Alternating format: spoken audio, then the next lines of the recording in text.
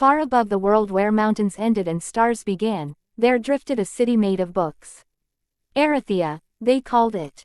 A kingdom of sky and stories, where pages glided like birds and knowledge whispered on the wind. Its towers were stitched from tomes, scrolls spiraled into bridges, and lanterns of glowing parchment floated gently through the air. The clouds parted for it, the stars watched it, and the world below only whispered of its name in dreams. At the heart of Aerithia stood the library of floating pages, a living place, older than time, where stories had their own heartbeat. Books didn't just sit on shelves, they hovered, hummed, and turned their own pages when curious minds drew near. It was here that Lyra, the young librarian, lived and worked, though she felt more like a watcher than a guide. She had grown up in the library, her lullabies sung by wandering ballads, her footsteps echoing in story aisles as wide as rivers. With silver thread woven through her dark braid and a lantern shaped like an inkwell always at her side, she patrolled the skies of knowledge each day. Lyra was 16 now, but unlike most in Aerithia, who dreamed of riding with the sky scribes or becoming windward singers, Lyra had chosen to stay behind, alone, protecting the oldest wing of the library, the Hall of Forgotten Stories. Today felt odd. There was a hush in the air, not the usual peaceful kind, but the uneasy silence that clings to the back of your neck. The floating pages overhead flapped less like birds and more like frightened moths. And when Lyra touched the spine of an old legend titled The First Firefly, the cover crumbled beneath her fingers like ash. She stared, heart pounding. That's not supposed to happen. Books didn't disintegrate in Aerithia. They aged, yes, some grew brittle, some faded in ink, but they never turned to dust. Never vanished. She rushed down the spiral of stairs that turned like a helix of letters, arriving at the indexing fountain, where ancient tales came to rest in droplets of glowing blue water. The pool shimmered as she arrived, and then, blink, emptied. The stories were gone. Lyra stared into the basin, now as dry as a turned page. Her breath caught. She ran to the nearest balcony, looking over the sky. The page flocks that usually soared in elegant loops now fluttered erratically, scattering like wind-blown leaves. Several pages hovered, half-faded, words vanishing in midair. Something was terribly wrong. Lyra called the whisper of wind, a voice she knew too well. It belonged to Mistress Sindel, the head curator of the upper library towers. A tall woman with robes of stitched sonnets and a voice like candlelight, she flew down on a floating dictionary and landed beside Lyra, grave worry in her violet eyes. "It's happening," Sindel whispered. "The stories are unraveling. The heart of story is faltering." Lyra's mouth went dry. "But why? How? We do not know," the curator murmured. "But we've seen this once before, in the time of the lost scribe." The name chilled Lyra to her core. There may be one hope left. Sindel handed her a scroll bound in living ivy. "You are the keeper of forgotten stories. Perhaps the forgotten are what we need to remember." Lyra looked down at the scroll, feeling the weight of thousands of silenced tales in her palm. Then up at the sky, at the pages vanishing one by one. And somewhere inside her, something old stirred, something daring. "I won't let the stories die," she said softly, with a determination that echoed louder than any wind. Above her, a single wordless page flapped in the breeze, waiting to be written. Lyra hadn't slept. She sat curled in the night-hollow alcove, an archway where moonlight filtered through glass panes etched with ancient verses. She had unrolled the ivy-wrapped scroll Archivist Varel had given her. But instead of instructions or spells, the parchment contained fragments, shredded lines of poetry, unfinished dreams, and words that broke mid-sentence. She ran her fingers over a faded stanza. "When the last word is forgotten, the world unwrites." The scroll twitched. Yes, twitched. Like a heartbeat. And then a line inked itself, slowly. "Find the living story." Lyra gasped. The scroll curled closed on its own.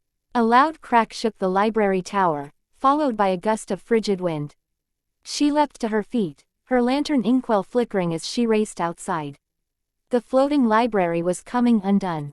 Across the sky, books once drifting in elegant circles now spiraled into chaos. A gust of wind blew past Lyra, carrying loose pages, except they weren't pages anymore. They were transparent, their ink fading like mist. She caught one and read its final words. And then the queen looked into the mirror and saw. Gone. No, she cried. She pressed the page to her chest, as if warmth could call the story back. All around her, the vanishing had begun. Lyra ran to the mirror shelves, where reflective books told truths the reader didn't know they needed. But when she opened one, a tale titled The Girl Who Woke the Moon, only blank sheets fluttered in her hands. Not a single word remained. Down below, a quiet bell rang, 3 times. That was the signal from Archivist Varel. Lyra descended the spiral steps once more, this time with dread pooling in her chest. In the central dome of the library, Varel stood beneath the chorus globe, a glowing sphere that echoed every tale alive in Aerithia. Tonight, it was nearly dark. You feel it too? Lyra asked breathlessly. The archivist nodded. Her silvery eyes glinted with shadows. Tales are vanishing mid-thought. Even the memory of them is being unraveled. Lyra bit her lip. Why is this happening now? There is a sickness in the world, Varel murmured. Not of flesh, but of spirit. People below have stopped listening to stories. They no longer believe. Imagination has withered. But stories are alive, Lyra protested. They don't need permission to exist.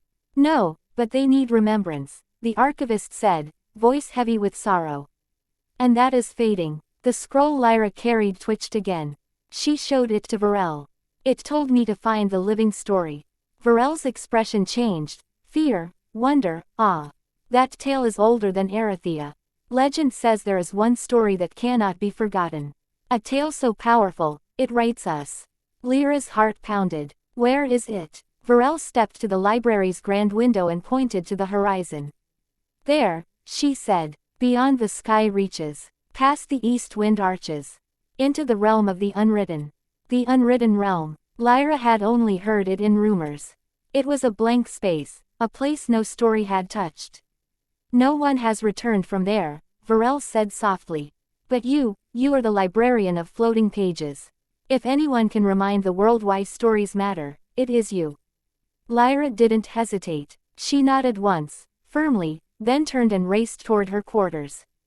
If she was to journey beyond the known, she'd need her ink lantern, the scroll, and something else. She paused beside the shelf where her favorite book once floated, The Firebird's Heart. Only ash remained. I'll remember you, she whispered. And with that promise, Lyra stepped onto a gliding paper stairway, lifted her lantern high, and vanished into the fading sky, chasing the final whispers of story. Lyra rode the shifting currents of wind on a glider made from stitched pages and folded myth, an invention once gifted to her by a sky-faring inventor who claimed he was born inside a thunderstorm. The world below shimmered in twilight, a sea of stilled dreams, while above her, the heavens swirled with anxious clouds. She was headed eastward, toward the windrift border, where the sky thinned and reality stretched like silk. Few dared travel there, for it was said that stories that entered didn't always come back whole. Her ink lantern glowed with soft cobalt light, keeping the disintegrating skies at bay. Yet she could feel the emptiness drawing closer, the absence of tales tightening like a storm. Then, quite suddenly, her glider jerked to a halt midair. Lyra cried out, clinging to the ropes, as something invisible seemed to hold the craft in place. The wind didn't howl, it whispered. A soft thump landed behind her. She turned, startled, and nearly lost her breath. There, perched atop a floating book, was a creature she had only seen in children's rhymes, a winged cat, feathered in twilight ink, its eyes glowing with gold script. Its tail curled in slow, deliberate loops, like the end of a poet's line. It blinked once, then spoke in a velvet, amused tone. You're going the wrong way, you know. Lyra gawked. You talk. Of course I do, the cat said, hopping to her glider and sitting primly. I also fly, sing, collect bad jokes, and occasionally save librarians from foolish quests. Lyra stared. You know who I am. The cat gave a small, elegant nod. Lyra, keeper of forgotten stories, chosen by the fading tales to fix what was never supposed to break. He tilted his head. I'm Quill. Quill, she repeated, stunned. At your service, he said, dipping his feathered wing. Messenger of the ink winds. Last of the line of epilogues. And possibly your only hope of reaching the unwritten realm without being devoured by narrative void. Lyra frowned. You're being dramatic. I am dramatic, Quill replied proudly. I was raised in an opera. She almost smiled. But this is no time for small talk, Quill added, his voice growing serious. The stories are dying faster than expected. I've seen entire constellations lose their myths. The sea below has forgotten its lullabies. Even the north wind doesn't hum anymore. He leaned closer. The living story you seek, it's real. But it doesn't want to be found. And we're not the only ones searching. Lyra's lantern flickered nervously. Who else is looking? Quill's golden eyes darkened. Shadows from the void between tales. They've awakened. When stories vanish, they grow stronger. Goosebumps prickled Lyra's arms. Then we have to hurry, she said. I need to find a clockwork boy named Thistle. I believe he knows how to read forgotten paths. Quill purred. Ah, the time-hearted child. He lives in the archives of the East Wind. But be warned, those halls have been silent for centuries. I don't care, she said. If there's still hope, I'll find him. Quill gave her a long look, then nodded once. Then take me with you. Lyra hesitated. Why help me? The cat looked out at the dimming stars. Because I remember a time when stories soared. When children believed, and sorrow found its ending. I don't want to be the last whisper in a world that forgot how to listen. Without waiting for permission, he leapt onto her shoulder, light as a drifting leaf. And just like that, Lyra's glider stirred again, the wind returning in soft gusts. With Quill guiding them, they turned toward the rising sun, deeper into the fading skies. Far ahead, the archives of the East Wind waited, along with a buoy of gears and time, and answers written in ticking silence. The journey to the archives of the East Wind was like stepping through the breath of time itself. Lyra's glider, now reinforced with Quill's ink feathers, glided over broken constellations and through forgotten currents. The air grew cooler, crisp with stories unspoken, and the clouds below parted to reveal floating islands of rusted bronze and ancient parchment, remnants of what once had been a city of scholars. The archives weren't towers or domes like Aerithia. They were sprawling machines, gear gardens, cog libraries, and time-stained ruins, all suspended mid-air in an endless loop of ticking silence. And in the center stood the clock spire, a colossal sundial made of melted clocks and spiraled scrolls. As Lyra's glider settled on a landing gear near the spire, a hush blanketed the air.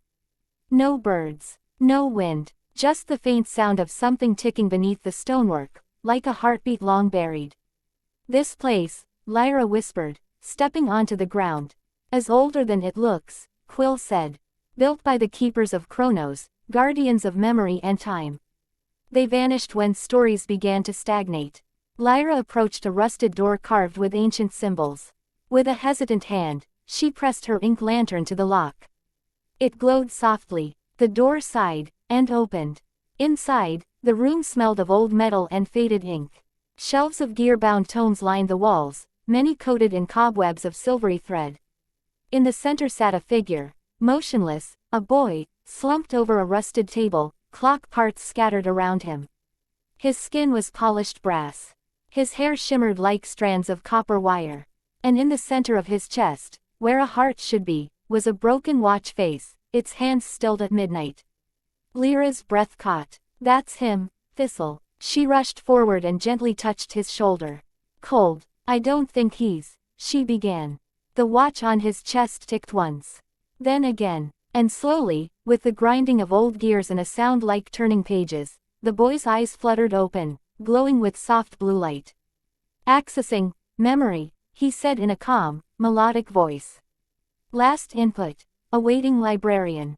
Lyra blinked. You were waiting for me. Thistle sat upright, his gears whirring softly. Story integrity failure detected. Restoration protocol. Initiate pathfinding. Quill hopped onto the desk. He's waking up, but his mind's still catching up. Lyra held up the scroll. Thistle, I need your help. I'm looking for the living story. The tales are vanishing, and Aerithia is falling silent. Thistle paused, processing. I am Thistle 843, he said. Designated as time reader. My purpose is to map forgotten paths and rethread faded timelines. He tilted his head. Living story, Coordinates unknown. But, there is a route. Where? Lyra asked. Thistle's chest ticked faster. It leads through the paper knight's domain. Quill's fur bristled. The folded wastes. That place hasn't held a full sentence in years. It's dangerous. Lyra stood taller. We have no choice. Thistle opened a panel in his arm, revealing a folded chart glowing with starlit ink. This will guide us past the torn narratives. But the path will shift unless it's read aloud. Lyra nodded. Then we read it together. Thistle smiled faintly. I hoped you'd say that. As they prepared to leave, Lyra noticed something in the corner of the room, a wall of blank books, titles erased, spines cracked. Are these, the forgotten? Thistle stood beside her. Not forgotten. Waiting. And with those words, he placed his palm to the shelf. The books shuddered softly, as if remembering they existed. Together, the librarian, the winged cat, and the clockwork boy stepped back into the sky, guided by a map of whispered dreams and ticking time, toward the realm of parchment and shadow, where a night made of paper waited to be remembered. The winds howled differently as they neared the folded wastes, a realm where stories went to crumble, bend, and fold into silence. Lyra, Quill, and Thistle rode a sailcraft stitched from scrolls and powered by Thistle's time core. It hummed with ticking energy, but the sky ahead was torn. Gaping tears sliced through the clouds like shredded vellum. Ghost words drifted across their path, sentences with no endings, metaphors that never resolved, whispers of, once upon, that led nowhere. The wastes below were dry, endless plains made of folded parchment and cracked paper dunes. Jagged origami ruins poked from the ground like the bones of forgotten tales. The air was sharp, as though even the wind had been creased. Stay close, Quill said, his wings drawn tight to his body. The folded wastes can warp your thoughts. It's made of lost beginnings and endings never told. Thistle nodded. We must find the guardian of fold, known in fragments as the Paper Knight. Will he help us? Lyra asked. No one knows, Thistle replied. He hasn't spoken since the tale of silence unraveled. They landed near a massive monument, a statue of a knight, sword plunged into the earth, armor shimmering like layered manuscripts. But it wasn't a statue. As Lyra stepped forward, the figure stirred. Its body was made of thousands of folded pages, some yellowed, some crisp white, all fluttering slightly as if breathing. Its helm bore no face, just the symbol of a broken quill. The knight rose to full height, taller than any man, and pointed its sword, a long, curling quill made of hardened ink, at them. State your purpose, it said, voice soft like rustling paper. Lyra stepped forward. I'm Lyra, librarian of floating pages. The stories are vanishing, and I seek the living story to restore them. The Paper Knight tilted its head. The stories chose silence long ago. Why awaken what wishes to sleep? Because sleep is not death, Lyra said. And silence is not surrender. If a story can still be remembered, it can be saved. The knight lowered its sword. It turned, stepping aside, and with a wave of its hand, unfolded the ground behind it, literally. A giant sheet of parchment uncurled, revealing a staircase made from sonnets and fables. Then you must pass the test of echoes, the knight said. Only those who remember what they have forgotten may continue. Lyra exchanged a glance with Quill and Thistle, then descended the staircase. The deeper they went, the darker it became, until all they could hear were whispers. Lyra flinched as a voice echoed near her ear. You were afraid to speak as a child. Another whisper to her left. You once dreamed of writing your own story, then gave up. She stumbled. Quill pressed close to her. It's showing you your forgotten truths. Lyra gritted her teeth. I remember now. I didn't believe my voice mattered. A new whisper filled the air. But now, you do. Light burst forth from her ink lantern. The shadows shrieked, then dissolved. The stairway curled upward to the sky once more. They emerged back into the folded wastes. The Paper Knight stood waiting. You passed, he said. Thistle stepped forward. Will you guide us to the unwritten realm? The knight looked to the torn horizon. No, but I will protect your path from folding in on itself. He drew a symbol in the air, a shimmering glyph of unfolding parchment. Take this. A memory sigil. It will keep your tale tethered when the void tries to unwrite it. Lyra bowed deeply. Thank you, Sir Knight. The figure bowed back. Remember this, a story is not strong because it is perfect. It is strong because someone dared to tell it. And with that, the knight turned back to his solemn vigil, disappearing into the drifting paper winds.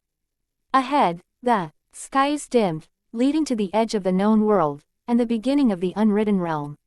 They flew past the edge of every map.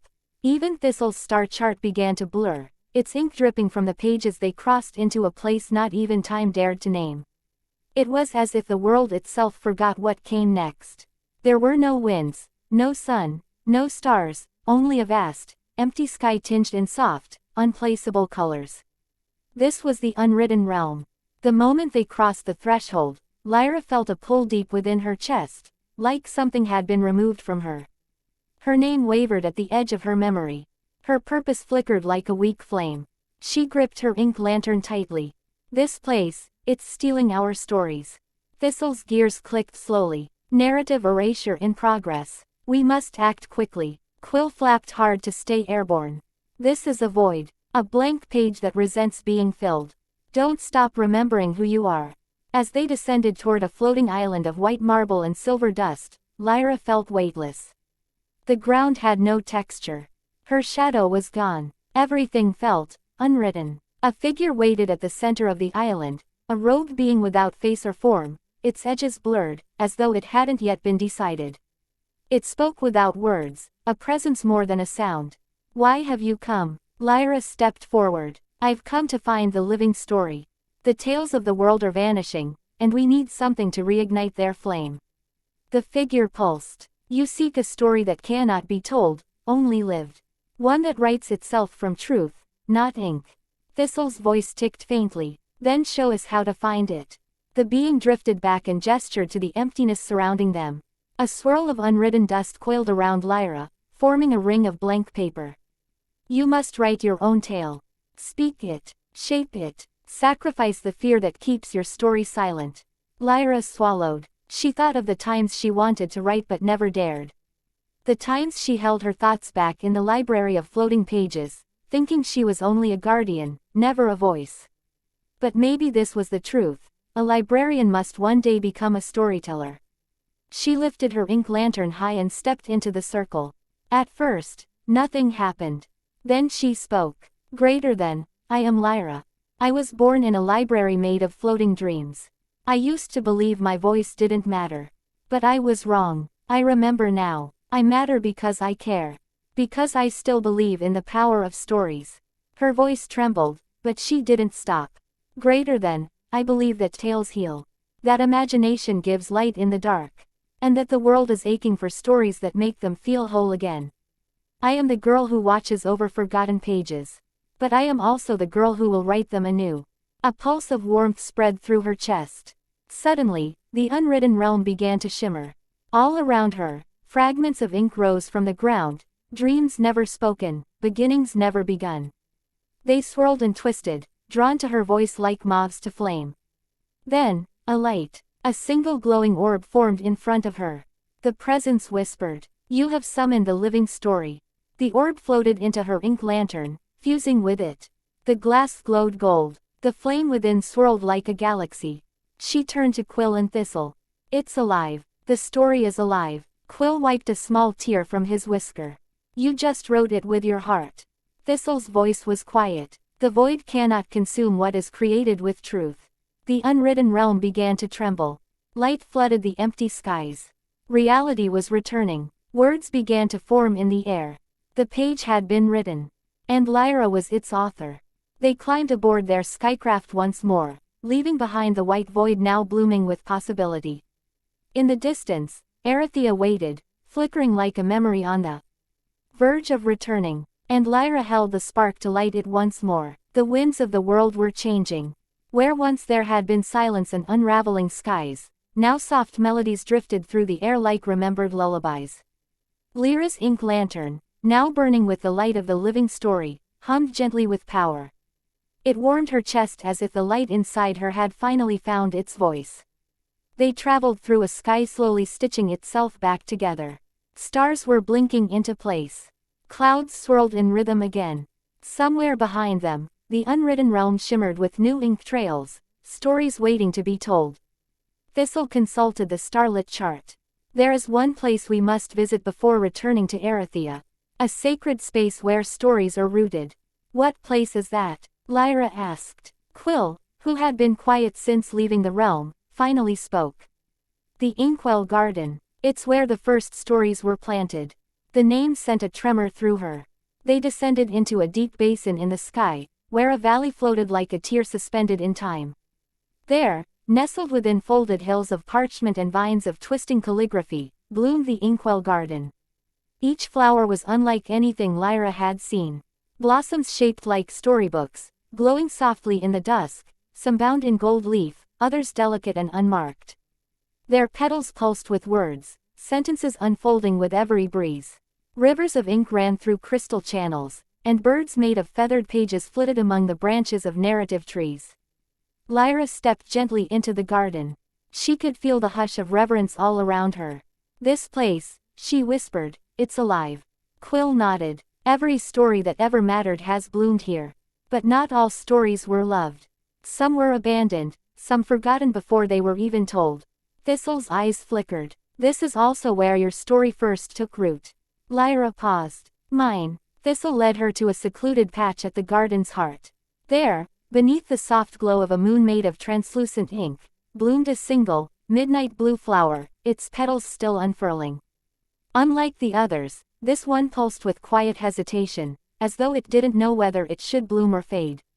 Lyra knelt before it. When she touched a petal, her childhood rushed back to her, a little girl sitting in a library tower, whispering stories to herself because she thought no one else wanted to hear them. A girl who hid behind shelves and shadows, too afraid her dreams wouldn't matter. I remember, she said softly. I remember the dream I forgot. As if hearing her, the flower glowed brighter. It bloomed fully, revealing a tiny script inside its heart. Greater than, the girl who listened, and so became heard. Tears welled in Lyra's eyes. This wasn't just a flower. It was her story, her first story, grown and waiting all these years for her to believe in it again. Behind her, the rest of the garden stirred. Other forgotten blooms began to pulse gently. Some rose from the soil, encouraged by Lyra's presence. Others reached toward her ink lantern, drawn by the light. The living story has awakened the roots, Quill whispered. Even the most silent tales are beginning to stir. Thistle stepped forward. It is time. We must return to Aerithia. Lyra looked around the garden once more, then back at her midnight blue bloom. She bent down, gently plucking a single petal. I'll carry you with me, she promised.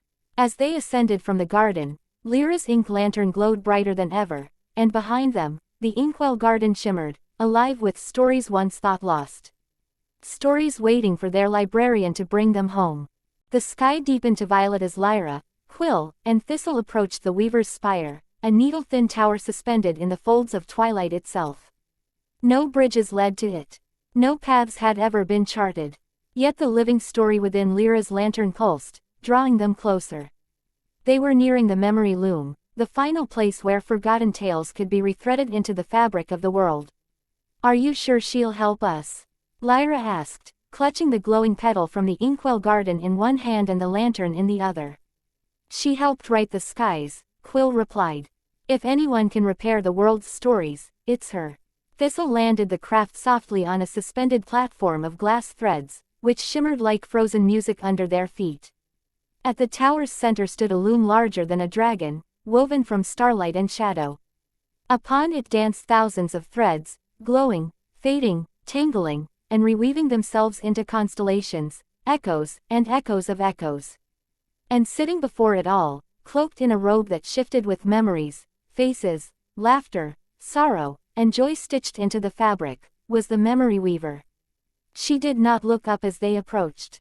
3 arrive, she murmured, her voice like distant lullabies. One of ink and flight. One of time and clockwork. And one who finally dares to remember herself. Lyra stepped forward. You are the weaver. The woman nodded slowly, her hands never ceasing their dance across the loom. I weave what is remembered, she said. But fewer and fewer threads reach me. The world has grown forgetful. We're here to fix that, Lyra said. The living story has awakened. But it needs to be stitched into the world, so it can stay. At this, the weaver paused. She turned toward Lyra with ancient eyes that saw far beyond the present. You have found your story. But do you understand what it means to offer it? Lyra's brow furrowed. Offer it. The weaver gestured to the threads of the loom. Each tale that lives must be tied to a memory. To thread it back into the skies, you must bind it with a truth from your own life, something you are willing to give up forever. Lyra went still. I've already given up my fear, she whispered. What more must I give? The weaver's eyes were gentle. To complete the stitch, you must offer a piece of your story, one you love, one you've held close. It will no longer belong to just you. It will belong to the world. She turned the loom, revealing a space where a thread pulsed, waiting. You may give your dream to remain unseen, she said, or your quiet comfort in being forgotten. Or even your childhood secret, the one that kept you safe. Lyra thought of the midnight blue flower. Of the silence she had once embraced like a shield. Of the stories she told only to herself. If she gave that up, the world might hear her, but she could never return to the safety of silence again. She nodded slowly. I give the part of me that believed I was meant to be small. I give my fear of being heard. The lantern in her hands surged with light. The petal glowed and rose into the air, spinning toward the loom. The weaver caught it gently, smiling for the first time. With that thread, she whispered, the story will hold. And she wove it in. A pulse of golden energy burst from the loom, shooting into the sky like a second sunrise. The clouds rippled. The stars shimmered. The very air tasted of old tales being remembered. The living story had been stitched into the sky. From far across the wind, the first words of the new tale echoed. Greater than once, there was a girl who listened to the silence, and answered it with her voice. The weaver nodded to Lyra. You have done what many feared to even dream. Lyra bowed low. Thank you. Quill and Thistle stood quietly behind her, moved beyond words. As they turned to leave, the weaver added one final note. Stories do not end, child. They echo, they ripple, and if you listen closely, you will hear your own tale in the hearts of others. Lyra looked to the skies, and for the first time, saw her story shining among the stars. The skies were no longer silent. As Lyra, Quill, and Thistle journeyed back toward Aerithia, the winds carried whispers once more, soft, bright fragments of tales returning to life.